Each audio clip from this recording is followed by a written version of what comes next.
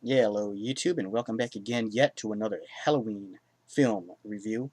Um, this one I saw in the theaters. It's back in the day when this first came out. Don't Be Afraid of the Dark. It's Guillermo del Toro's. It's a Guillermo del Toro production. I don't. He wasn't the one that directed it though. Someone named Troy Nixie. Yeah, but he was like the. I think he wrote the screenplay for this. Um, yeah, come and play. It says.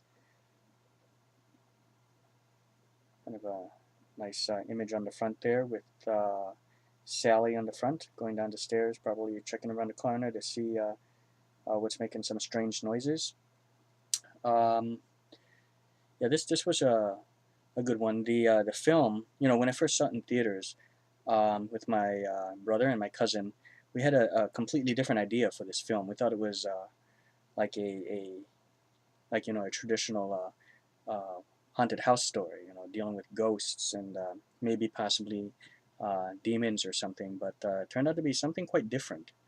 I know that there's some folks out there that complain about this, that the creatures in this film, which are, I mean, you'll find out, fairly, somewhat early on in the film, like the beginning, middle part, that these things, these creatures, and you see them in spurts, and then you start seeing them. They reveal themselves little by little.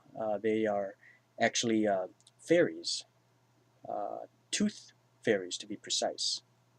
And there's some whole myth behind all this. Later on, Kim, which is Katie Holmes's character, does her research and you know finds out exactly what these things are. That they're actually tooth fairies. So it was kind of a shock when we saw this, and you know because we were expecting like a ghost story, we just came out of that. We still thought it was a decent horror film. It was good. And now watching it again, just a little while ago today, I actually like it more, quite a bit more actually. And my brother really enjoyed this one. Actually, he's the one that probably enjoyed it slightly more than my cousin and myself, just by a little bit. And I think as time went on, he actually enjoyed it a little bit more. Um, you know, the thing about this, they say that what the people complain about is that the tooth fairies didn't look scary enough or menacing enough. But you know what? That it's not really like you can kind of look at it as a horror film, and it is a horror film, but at the same time, it's almost like a fairy tale, much in the same vein of like Pan's Labyrinth or something. And the film that complements this one quite well would be Troll Hunter, which I did a review a little while back on that one, because that one deals with trolls and this one deals with tooth fairies, and it's the whole thing. It the both films are dealing with like mythological creatures. So if you look at it more like that, like horror film, think of it more of like a sort of like a fairy tale or a fantasy slash fairy tale film wrapped up inside a horror film, kind of like that. Okay, don't think of it as a traditional horror film. There are scary bits in here, and it is rated R for some. There's some gore in here, some violence, not tremendous gore or anything, but there are stabbings that you see, and the child here, Sally, she's in peril quite a bit. There's a bathtub scene, and it was kind of, and I could see that being shocking for children, and it was, you could really see it in her, in her expressions that she's a very good actress, at least from what I've seen in this film, and it came across quite well on screen. I mean, you could really see the fear in her face and in her eyes, in that bathroom scene when she was taking a bath. But the film basically opens up. It stars Katie Holmes and Guy Pearce.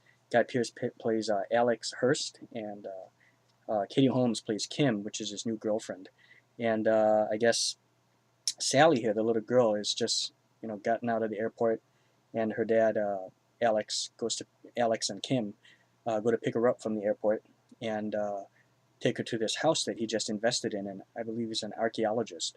So he has to try to, I guess, sell this house or something like that, or make improvements or sell it, something to that effect. Maybe I got that wrong, but that's the idea I got out of it. And so, when she moves into house, she's trying to,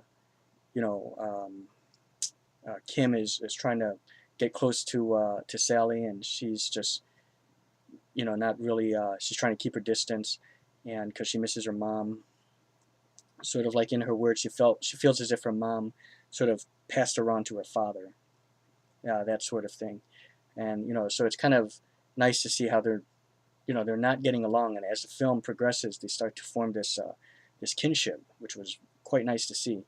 The thing about Guy Pearce, early on, he seems almost like an asshole to his daughter. Like he doesn't, like he says, I love my daughter and I care for her, but the way his actions, are to her, it doesn't really seem like he's doing the best he can. But when you start getting a little bit past the middle point, you start to see that he truly does, love, of course, his daughter. So great performances. I mean, I can understand maybe he's so caught up in his work and he's trying to make everything work out, thinking his daughter's crazy because that's the thing. She's seeing these. Well, first, you know, when they get into the house, uh, how's it? I'm trying to remember exactly. Okay, yeah, Sally goes exploring in the backyard and she discovers this sort of like this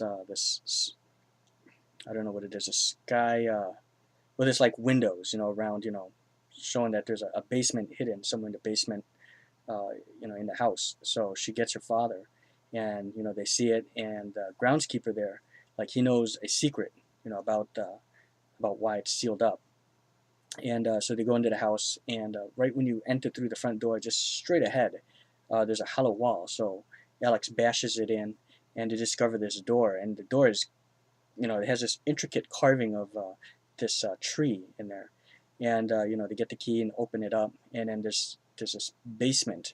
It's big. It's all it's dirty and filthy and everything, and it's around there when they're exploring the basement part that Kim hears these strange noises, coming from like the furnace. Okay, so she later on goes upstairs, when no one's looking, and grabs her tools and opens it up and starts talking to these voices. And that, of course, lets loose these fairies, and they're able to traverse around the house through the vents and things like that. So it's great, and these fairies, they don't like the light. That's why it's don't be afraid of the dark.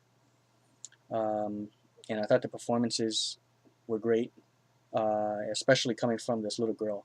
And Katie Holmes was fairly decent in this as well, and Guy Pearce was also quite good. It's one I think that actually gets better with age. Okay, I'm going to read the back here. Evil never stays buried forever. While architect Alex Hurst, played by Guy Pearce, and his new girlfriend Kim, played by Katie Holmes, restore the Gothic mansion's period interiors, Alex's young daughter Sally, okay, played by Bailey Madison. I've seen that name before. Possibly in Bridge to Terabithia? Something like that, I think. Could be wrong. Can investigate the dark corners of the estate. She begins hearing raspy whispers coming from the basement, and her curiosity gets the better of her. She finally opens the door to an army of beady-eyed, sharp-clawed monsters. The horror is real, and she and her family are in peril. She tries to warn everyone, but no one is listening. As usual, at the beginning, no one listens. The closest person who really starts to take her seriously, and fairly early on in the film, surprisingly. Usually they don't discover this until like the end, but Katie Holmes. So I really like that about her characters. I always hated characters who, when they say there's like a monster and an alien or something, or this person's really bad and he's this person's just pretending to be good. You just don't see it, and you're trying to explain it to this other person. That person doesn't believe you. Usually happens with a lot of kids. But it's happened, to adults, to like in the absent-minded professor with the flubber, the original one, the black and white, when he's trying to explain about the flubber to the girlfriend. She doesn't believe it. That just pissed me off. And then the whole thing with the engine, the car can fly, and then they swapped out the, yeah, okay, well, going off in the tangent again. But getting back to this, so she actually believes the tale and does her own research. And I always love films that actually have a character, do some research and like history in the house, and uncover like hidden secrets, which, this house does have a secret with the previous owner. I think his name was Blackwood, and he was an artist, and she's an artist too. Or Katie Holmes's character is. Okay, so really loved it. The special features here, it seems like it's a fairly decent amount here. I went to watch it, but I only seen like a minute of it, and I'm normally trying to watch these behind the scenes footage and documentaries and making ofs and stuff like that. I've been trying to do that lately, but I apologize. I didn't watch this one. I didn't get around to it. Uh, just I got caught up in other things. So I started to like a minute into it. And rest assured, I'm gonna get back to it. But it's a nice one. It's Don't Be Afraid. It's a 3-part making of documentary. Quite nice. So it's 3 parts to it. The first part is the story, then Blackwood's mansion, and then the creatures. You also have Blu-ray exclusives here, conceptual art gallery, and some Blu-ray live enabled, where you have to have like a memory card or something to access that. Okay. Okay, let's see here. Okay, the film's 99 minutes long. It was just made. Okay, looks like it came out in 2011. Okay, and of course in color. Yeah, PQAQ, just immaculate. I thought, the picture quality, it was really sharp, really good. And the details, you can make out the details and everything. The sound, it was all clear. There was no audio problems at all. So very, excellent picture quality and excellent sound quality. And I would give this film, well now, okay, when I first seen it, like I said, I'll be quite honest with you, I probably would have given it a 3.25 to a 3.5, which is an excellent score, by the way. But now, I'm going to be honest with you, I would give it a generous 4. Okay, so 4 out of 5 stars for Don't Be Afraid of the Dark. It may not be everyone's cup of tea, but just like I said, look at it as a like a fairy tale first, a fantasy fairy tale with these these tooth fairy creatures, the mythos behind them, wrapped up in like a horror setting, in a gothic mansion like it said in the back here. Okay, and a great movie that complements this one is Troll Hunter, and I do recommend this film to you guys out there, and a good one to hit for the Halloween season. Okay, so there we go. There's my review. I hope you guys enjoyed it. Okay, so thank you guys for watching, and farewell, and please subscribe to the Globe, and subscribe to everyone associated with the Globe. And I'm Falagar517, and feel free to swing by my channel and show me some love and support if you like what you see. Okay, so happy Halloween.